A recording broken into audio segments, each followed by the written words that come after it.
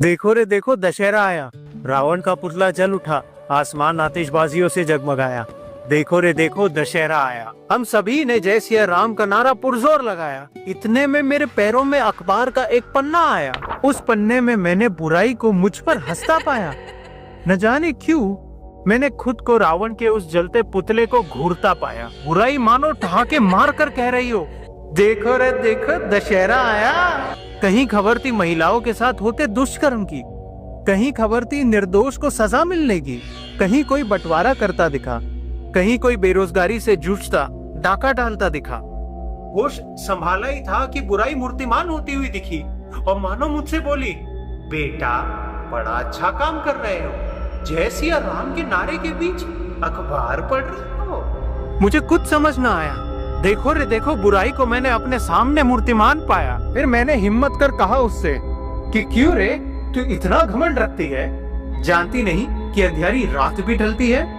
इस बात पर बुराई ने फिर ठहाका लगाया, अंधियारी रात का ढलना, सूर्य का उदय होना, ये तो माया से बने कुदरत के पहिए हैं, पर मेरा यहाँ होना ये सत्य का सवेरा है। राम का चरित्र तो तुम ना जाने कितने बार गाते हो, पर फिर उसे अपने आचरण में क्यों नहीं उतारते हो?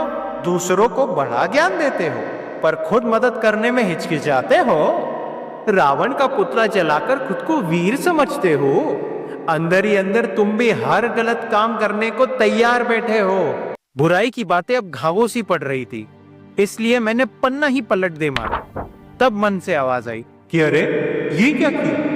सच सहन नहीं हो रहा, या अब इस सच से तुम्हारा मन उब गया? तभी अचानक एक बुजुर्ग का हाथ अपने कंधे पर पाया। बुजुर्ग बोले, जिस कश्मकश से तुम गुजर रहे हो उससे मैं भी गुजरा था सालों पहले, और मुझसे पहले कोई और भी गुजरा था, और उनसे पहले कोई और। इस चक्र को तोड़ने का एक उपाय ही मैंने पाया।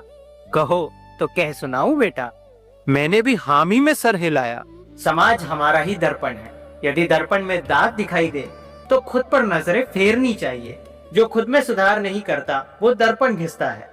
एक दिन थक कर वो नया दर्पण ले आता, उस दर्पण में फिर उसे वही दाग दिखता है। वो फिर एक नया दर्पण ले आता है, खुद को वो इसी में बांधे जीवन जीता है और फिर यूं ही मर जाता है।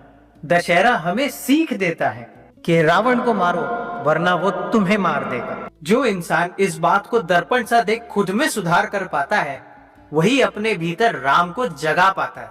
मैंने पूछा उनसे कि क्या आप राम बन पाए? वो मुस्कुराते हुए देखते ही देखते गायब हो गए, और अचानक वो पन्ना भी गायब हो गया। उस बुजुर्ग की आवाज फिर आकाशवाणी सी गूंजी, चलो बेटा मैं चलता हूँ, देखता हूँ क्या कहीं किसी दशहरे में कोई और भी जाग रहा क्या। जो कोई जाग रहा हो उसे भी ये पन्ना पकड़वाता हूँ। और हाँ, रही बात मैं राम बना या नहीं, तो ये सवाल ही गलत है। अगर दूसरों से पूछोगे कि तुम बने या नहीं, तो तुम वहीं के वहीं रह जाओगे। अरे दिल से चाहकर तो देखो, तुम भी राम बन जाओगे, तुम भी राम बन जाओगे, तुम भी राम बन जाओगे।